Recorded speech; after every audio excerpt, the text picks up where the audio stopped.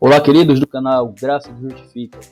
Estamos iniciando um curso de discipulado cristão. Este curso tem por objetivo o preparar pessoas para o batismo e profissão de fé, ou simplesmente para conhecer mais um pouco a palavra de Deus. Então, este é o primeiro vídeo de uma série de vídeos de discipulado cristão que vamos postar em nosso canal. Se você gostou do conteúdo, não esqueça de se inscrever, dar o seu like, compartilhar e também comentar sobre este vídeo. Vamos então iniciar o nosso curso com a primeira lição tratando sobre a Escritura Sagrada. Graça que Justifica, o seu canal de mensagens da Palavra de Deus, com o pastor Davi Nascimento e convidados.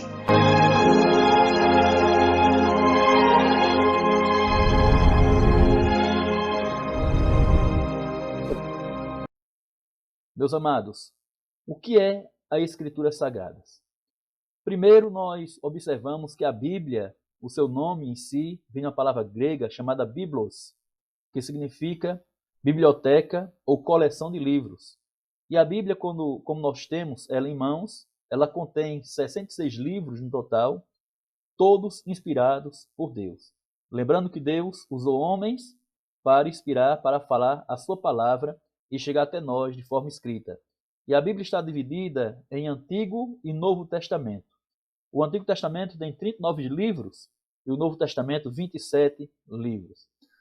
Podemos observar que o Antigo Testamento está organizado em Pentateuco, livros históricos, livros poéticos, profetas maiores e profetas menores.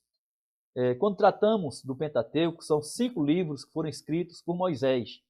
Então, eles são Gênesis, Êxodo, Levítico, Números e Deuteronômio. Temos também 12 livros históricos, que vai de Josué até o livro de Esté. Lembrando que o livro de Josué é quando o povo de Deus dá início à sua peregrinação, à sua entrada na terra prometida, na terra de Canaã, e aí vem as conquistas que são registradas não só por Josué, mas também em Juízes, Ruth, 1 Samuel, que trata dos primeiros reis de Israel. 2 Samuel continua esta mesma temática sobre a monarquia em Israel. 1 e 2 Reis fala de cada rei que passou em Israel, desde o Reino Unido até o reino dividido entre Reino do Sul e Reino do Norte. E temos também 2 livros de crônicas, 1 e 2 Crônicas, que trata sobre as crônicas de cada rei, aquilo que eles fizeram, aqueles que deixaram de fazer, se agradaram ou não ao Senhor. Então, o livro das crônicas registra os atos dos reis de Israel. Nós temos o livro de Esdra e também de Neemias, que conta a volta do povo de Deus para Israel, onde eles constroem o templo e também o muro da cidade e também suas casas. Então, por volta ali do reinado de Ciro, Ciro libera os israelitas para voltar à sua terra e a reconstruir o templo e os muros de Jerusalém. E, finalmente, nós temos o livro que conta a história de Esté. Livros poéticos, por que essa nomenclatura, livros poéticos? Lembrando que esses livros tratam da poesia do povo judeu. Então, há um diferencial entre a nossa poesia como brasileiros, que tem rimas, e a diferença dos judeus é que não tem rimas. E esses livros são livro de Jó, que conta a história de Jó, livro de Provérbios, livro de Salmos, livro de Provérbios, livro de Eclesiastes e livro de Cantares, de Salomão. Nós temos os profetas maiores e os profetas menores. Muitas pessoas não entendem o porquê dessa nomenclatura. O porquê profeta maior e profeta menor? Será que os profetas maiores são melhores do que os menores? Ou será que eles na sua profecia, tiveram um lugar de destaque diante de Deus? Não, queridos. Essa nomenclatura de profetas maiores e profetas menores se dá pelo tanto de escrita que eles escreveram. Por exemplo, Isaías, Jeremias, Lamentações, Ezequiel e Daniel são profetas maiores pelo tanto de livros, ou melhor, de conteúdo que escreveram em seus livros.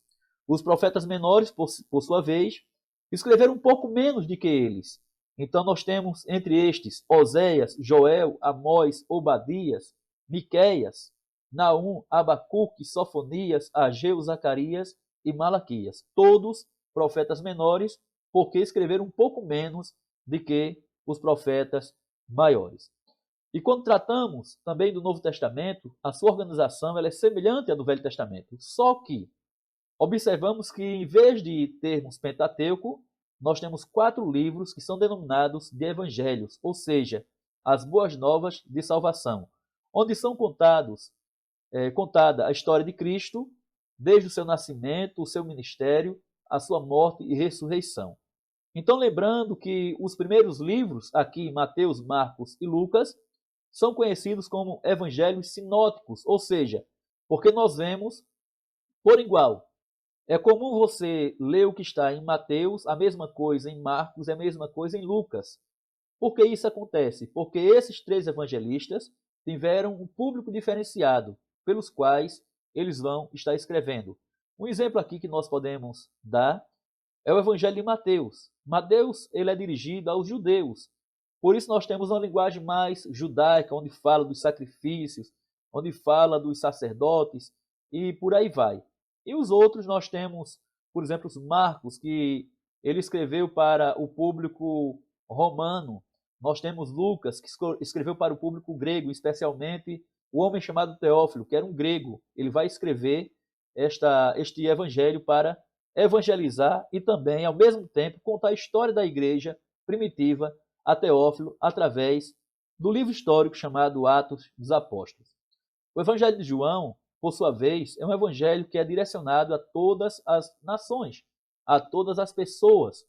Então, meus amados, o Novo Testamento, ele também tem um livro histórico, como falei aqui, que foi escrito por Lucas, o médico, e este livro de Atos, que é um livro histórico, ele tem por objetivo contar a história da igreja, do seu nascimento, até suas perseguições, até os dias de hoje. Então veja que Lucas se dedica a contar primeiro, no seu evangelho, como Jesus veio ao mundo, o seu ministério, os seus milagres, sua morte e ressurreição. Então ele procura, de fato, tratar do evangelho para com Teófilo.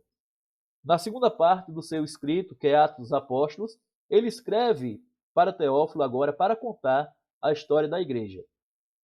Também no Novo Testamento nós temos 13 livros que são escritos por Paulo, que são chamados Epístolas Paulinas ou Cartas Paulinas.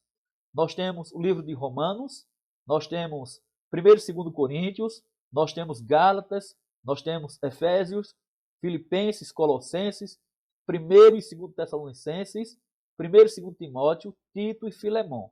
Então, se observarmos aqui, a maioria destas epístolas paulinas, elas são dirigidas às igrejas que está em Roma, a igreja que está em Coríntio, a igreja que está na Galácia, a igreja que está na cidade de Éfeso, a igreja que está na cidade de Filipos, a igreja que está na cidade de Colossos, a igreja que está em Tessalônica, e aí nós temos algo mais que pessoal, ou também chamada, dentro das epístolas paulinas, cartas pastorais, que são dirigidas aos pastores Timóteo e Tito, e também uma carta pessoal a Filemão.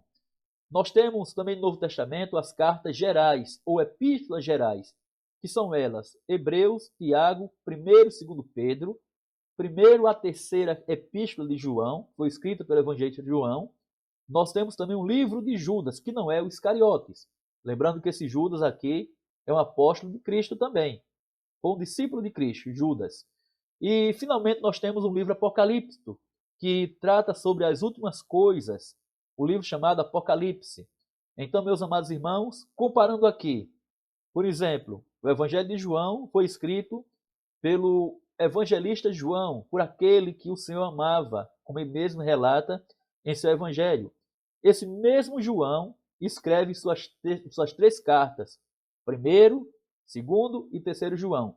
É claro que alguns críticos que negam a autoria joanina para esta epístola, as epístolas aqui. Eles dizem que o Evangelho foi escrito por um João, a 1ª, 2ª e 3ª carta foram escritos por outro João, e Apocalipse foi escrito por outro João, que não é o mesmo. Mas, quando estudamos um pouco mais a palavra de Deus, nós descobrimos que todas as cartas aqui, tanto o Evangelho de João, como primeiro a terceiro João e também o livro do Apocalipse tiveram uma autoria só, uma autoria apenas, que é João, aquele que é amado por Cristo, como ele mesmo relata. Então, meus queridos irmãos, quando tratamos na questão de idiomas em que a Bíblia foi escrita, os seus originais, observamos que foi escrita em 3 idiomas: o hebraico, o aramaico e o grego, como nós observamos aqui. Quando tratamos aqui com a linguagem grega, o porquê desta mudança, o porquê o Antigo Testamento, sua maioria foi escrita em hebraico e aramaico, e o porquê o Novo Testamento em grego, por conta da influência helênica nos tempos de Alexandre o Grande, quando ele conquista Israel, não só Israel, mas várias nações, ele procura helenizar o povo, tanto com a língua, que era o grego, como também com a filosofia. Ele tenta implantar a filosofia grega nos povos. Aí por isso nós temos o Novo Testamento todo escrito em grego. E quais foram os materiais que foram usados para a confecção da Bíblia? Quais foram os primeiros materiais que foram usados? Nós temos o papiro, que era uma planta que ainda hoje é encontrada nas margens do rio Nilo. Então, esse papiro, que é essa planta, ela é transformada em papel. Só que a diferença entre o papiro e o pergaminho é que o papiro ele tinha pouca durabilidade, ele não durava muito. Então, foi mais para frente que foi inventado o papel chamado pergaminho, que era um papel feito com peles de animais ou couro de animal. E a cidade de Pérgamo, como nós vemos na palavra de Deus lá em Apocalipse, ela é pioneira deste tipo de material. Por isso vem a palavra pergaminho. Então, material confeccionado com peles de animais ou couro de animal. E quando tratamos a respeito da autoria de toda a Bíblia, porque nós temos cada livro da palavra de Deus, nós temos um autor em particular, como por exemplo, quem escreveu o Pentateuco, vimos aqui que foi Moisés. Quem escreveu, por exemplo, o Evangelho de Mateus foi o cobrador de impostos, que nós observamos quando o Senhor o chama, né? Então ele vem. Então foi ele que escreveu Mateus. Mas quando pensamos mais além, no que quer dizer inspiração divina, embora esses homens escreveram manualmente, usando suas habilidades gramaticais, então temos que observar que Deus é o autor de toda a Bíblia. Por quê? Porque Deus inspirou estes homens a escrever a sua vontade, como nós temos hoje. Por isso é que lá em 2 Timóteo, no seu capítulo 3, versículo 16, nos é dito que toda, de Gênesis a Apocalipse, toda escritura é inspirada por Deus. E lá ele vai trazer uma palavra, é divinamente inspirada por Deus e útil ou proveitosa para redarguir, para instruir, para corrigir o homem na justiça. Então, quando tratamos de autoria bíblica, porque algumas pessoas vão dizer o seguinte, que a Bíblia foi escrita por homens, mas quando você volta os olhos para a autoria bíblica, para o olhar divino, nós percebemos que o autor de toda a Bíblia é o próprio Deus. Então, queridos irmãos, no que concerne a questão da inspiração da Bíblia, primeiro vemos que a Bíblia ela vem por inspiração de Deus, ou seja, o próprio Deus ele sopra a sua vontade nos ouvidos de homens que ele mesmo escolheu. É isso que nos diz em 2 Pedro, capítulo 1, versículo 21. 2 Timóteo, capítulo 3, verso 16, o que nós vimos aqui, ele diz que toda escritura, nenhuma letra sequer, nenhum livro sequer está fora da autoria de Deus. Então, toda escritura ela é inspirada por Deus.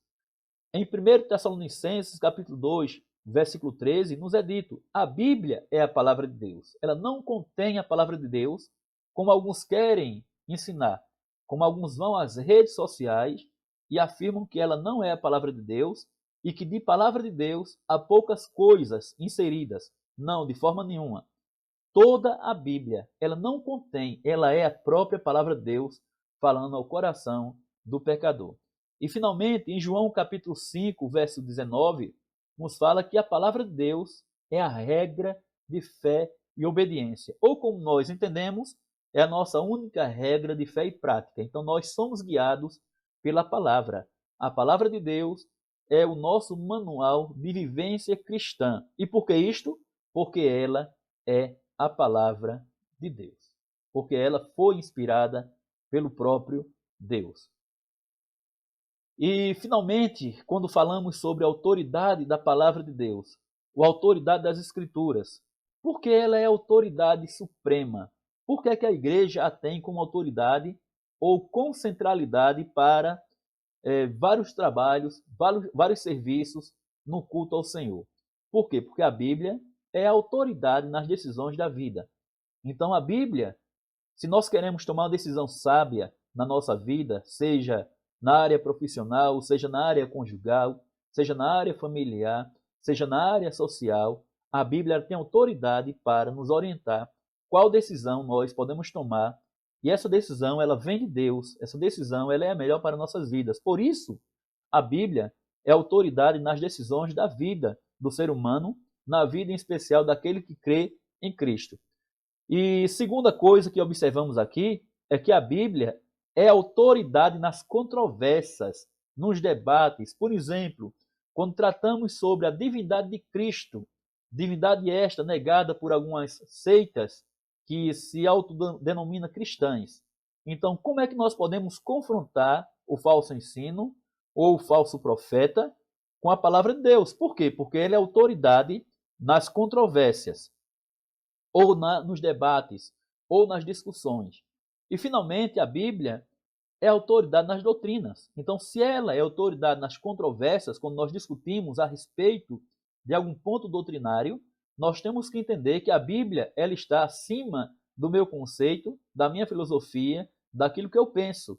Por quê? Porque a Bíblia ela é autoridade de Deus também naquilo que eu devo praticar, que é as doutrinas centrais e fundamentais da fé cristã. E para encerrarmos aqui, nós queremos orientá-los a que atentem um pouco mais para a leitura da palavra de Deus. Gaste um pouco de tempo, dedique tempo na leitura da palavra. Por quê? Porque quando você abre a sua Bíblia e quando você começa a ler a palavra, você sente que Deus está conversando com você. E por que isto, irmãos? Porque vemos que a Bíblia ela é a única e suficiente regra de fé e prática que eu devo andar, que eu devo tomar minhas decisões, porque ela é a própria palavra de Deus falando ao meu coração, falando ao seu coração.